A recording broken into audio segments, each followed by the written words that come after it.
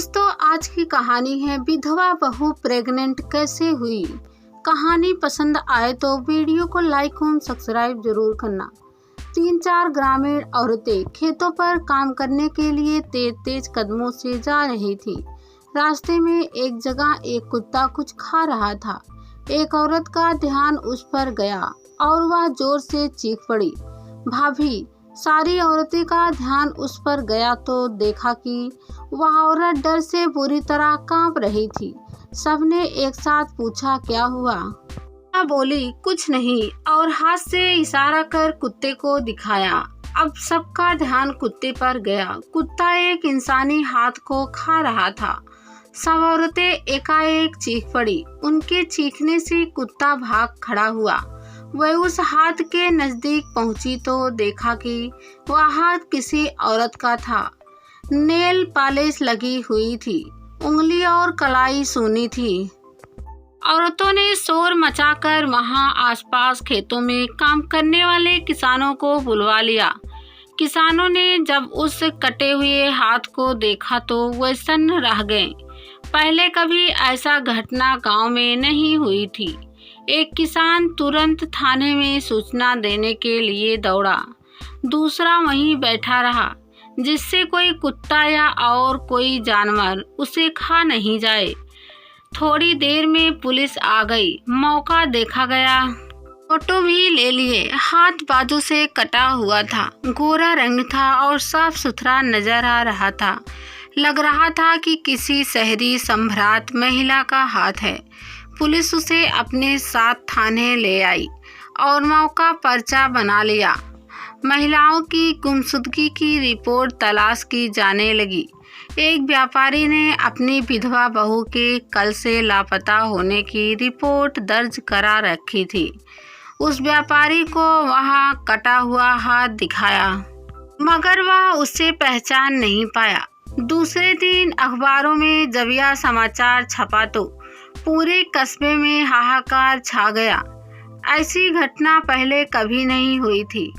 पूरे कस्बे में वह कटा हुआ हाथ चर्चा का कारण बना हुआ था। पुलिस अभी कुछ और तफलीफ करती, उससे पहले ही एक अन्य गांव से भी ऐसा ही सूचना मिला। वहां पर भी एक कटा हुआ हाथ पाया गया था। पुलिस ने उसे भी बरामद करा लिया। दोनों हाथ एक जैसे थे। नेल पॉलिश भी एक ही कलर की थी। इससे भी सिद्ध हो रहा था कि दोनों हाथ एक ही स्त्री के हैं। गुत्थी और उलझती जा रही थी। कस्बे में लोग आक्रोशित होने लगे थे।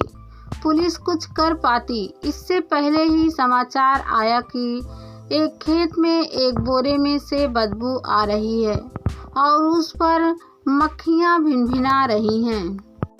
पुलिस तुरंत पहुंची और बोरे को खोला गया तो सब लोग सन्न रह गए।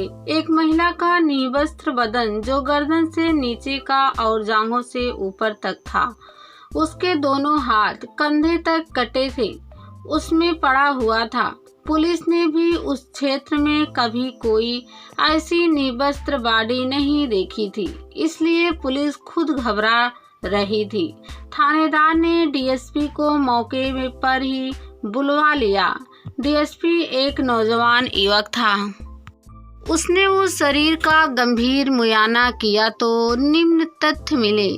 महिला के शरीर के अवयव के कसाव से उसकी उम्र 30 से 35 वर्ष की लग रही थी। महिला किसी सम्भ्रात परिवार की लग रही थी, क्योंकि वह शेप्ड थी।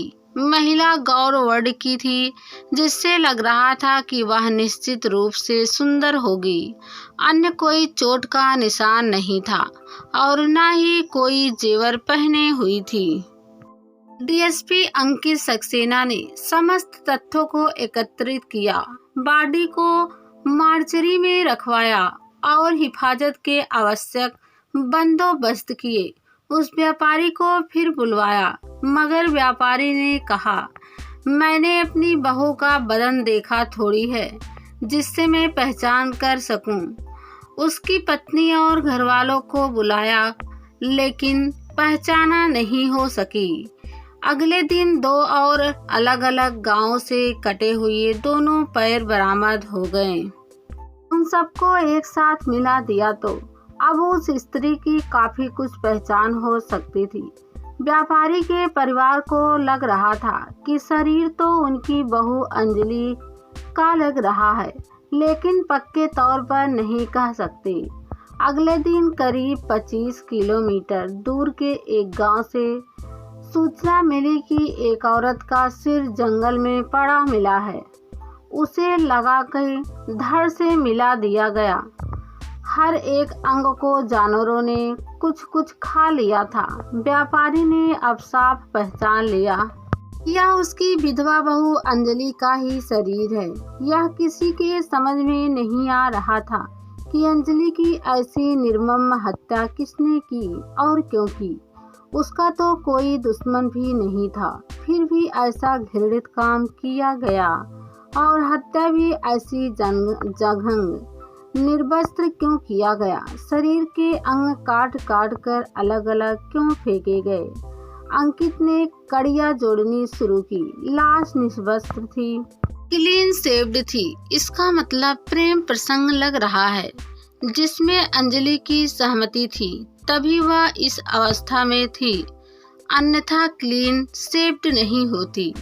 इसको एक बहुत बड़ा कल्लू मानते हुए अंकित ने जांच आरंभ की। व्यापारी ने बताया कि अंजलि से उसके पुत्र रोहित की शादी करीब 12-13 वर्ष पूर्व हुई थी।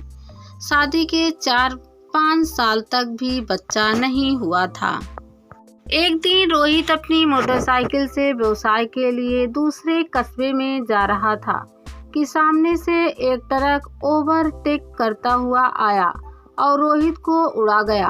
अंजलि विधवा हो गई। उस समय उसकी उम्र 27 से 28 वर्ष थी। बाद में उसके पुनर्विवाह की बात चली, मगर अंजलि ने ही मना कर दिया। बस उसके बाद से वह साधारण जीवन जी रही थी। यही कहानी है उसकी बस। अंकित ने पूछा, वह कहाँ कहाँ जाती थी? केवल शिव मंदिर, और वह भी सोमवार की सोमवार। उसके साथ और कोई जाता था नहीं। अंकित ने वाशिव मंदिर देखा और पुजारी को अंजलि का फोटो दिखाकर पूछा कि वह उसे जानता है, तो पुजारी ने तस्दीक की कि वह हर सोमवार को आती थी मंदिर में पूजा करने। अंकित ने पूछा, कोई आता था क्या उसके मिलने या उसे लेने या छोड़ने? नहीं, मगर एक दिन मैंने उसे एक आदमी के साथ पीछे मोटरसाइकिल पर बैठकर जाते देखा था। उसका हुलिया बता सकते हो? नहीं साहब, बहुत दिन हो गए उस बात को, मगर इतना बता सकता हूँ कि उसकी उम्र 50-55 की रही होगी, और कोई जानकारी नहीं साहब। अंकित व्यापारी के पास फिर आया और पूछा, घर पर कौन कौन लोग आते हैं? कोई नहीं आता है साहब। नौकर है? हाँ साहब, पर वे घर पर कभी कभार ही जाते हैं, जब कोई जरूरी काम पड़े तो। व्यापारी से नौकरों को बुलवाने को कहा गया। 3 नौकर थे, मगर सब 25 से 40 साल तक के लग रहे थे। पुजारी के बयान से यह मेल नहीं खा रहे थे।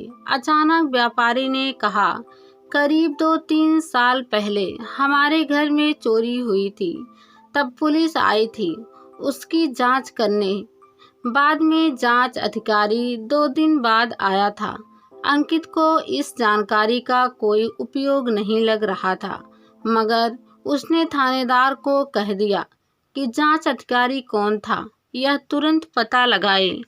अंकित वहां से आ गया। 2 दिन के बाद थानेदार ने बताया कि अब्दुल गफूर एसआई था। उस समय जांच अधिकारी अंकित ने थानेदार को कह दिया कि उसे भेज दे। 2 घंटे बाद अब्दुल गफूर आया। उसे देखकर अंकित चौंका। देखने में वह 50-55 का लग रहा था। अंकित के मन में शक का कीड़ा कुलबुलाया। उसने उसे कुछ काम बताकर कल सुबह 10 बजे आने के लिए कह दिया। इधर मंदिर के पुजारी को मैसेज भिजवा दिया कि वह कल सुबह 9:30 बजे आ जाएं। नियत समय पर पुजारी आ गया। अंकित ने उसे सब कुछ पहले से समझा दिया कि अभी जो पुलिस वाला आएगा उसे पहचान कर बताना है कि क्या ये वही आदमी है जो मोटरसाइकिल पर उस दिन उसने देखा था। ठीक 10 बजे अब्दुल गफूर आया। पुजारी उसे उड़ती निगाह से देख रहा था। अब्दुल गफूर के जाने के बाद अंकित ने उससे पूछा तो उसने कहा, साहब 100% तो नहीं कह सकता मगर लगता वही है। अंकित को एक कल्लू मिल गया था। उसे पुलिस महकमे में उसके बारे में जानकारी हासिल की तो मालूम हुआ कि उसकी छवि अच्छी नहीं थी। आशिक मिजाज का आदमी था वह। अब अंकित ने उसे गिरफ्तार करने की योजना बना ली। एएसपी साहब को सारी जानकारी दी गई और उनकी सहमति से अब्दुल गफूर को गिरफ्तार कर लिया गया। पहले तो वह इधर उधर घुमाता रहा, लेकिन जब उसके साथ भी वही ट्रीटमेंट दिया गया तो उसने सच उगल दिया। सेठ जी के चोरी हुई थी तो मैं जांच अधिकारी बना था। इस कारण मेरा उस घर में आना जाना कई बार हुआ। मैंने वहाँ पर अंजलि को देखा, बहुत सुंदर थी वह। मेरा मन आ गया था उस पर। जब उसके बारे में पूछताछ की तो मालूम हुआ कि वह विधवा है। मेरा काम आसान हो गया। ऐसी औरतें बड़ी जल्दी गिरफ्तार में आ जाती हैं, क्योंकि ये ना जाने कब से भूखी रहती हैं। मैंने उसे देखा और उसने मुझे। दोनों ही नजरें मिली और वह मुस्कुरा दी। बस मेरा काम हो गया। मैंने उसे शिव मंदिर पर आने के लिए बोल दिया। मैंने उसे रास्ते से ही मोटरसाइकिल पर बिठा लिया और उसे एक मक्का के खेत में ले गया। बहुत भूखी थी वह। फिर मैंने दूसरे कस्बे में एक कमरा किराए पर ले लिया। हमने तय कर लिया था कि हर सोमवार को वह दोपहर 3 बजे घर से निकलेगी। मंदिर से वापसी पर मैं उसे लेकर अपने कमरे में जाऊंगा और फिर वहां पर हम दोनों मजे करेंगे। फिर मैं उसे उसी रास्ते पर छोड़ देता था। एक दिन मैं प्रोडक्शन लाना भूल गया था, पर वह कामंद थी। घर से इसके लिए तैयार होकर आती थी। मैंने मना भी किया कि रिस्क है, लेकिन वह नहीं मानी और गड़बड़ हो गई। अगले ही महीने उसने कहा दिया कि शायद वह प्रेग्नेंट है।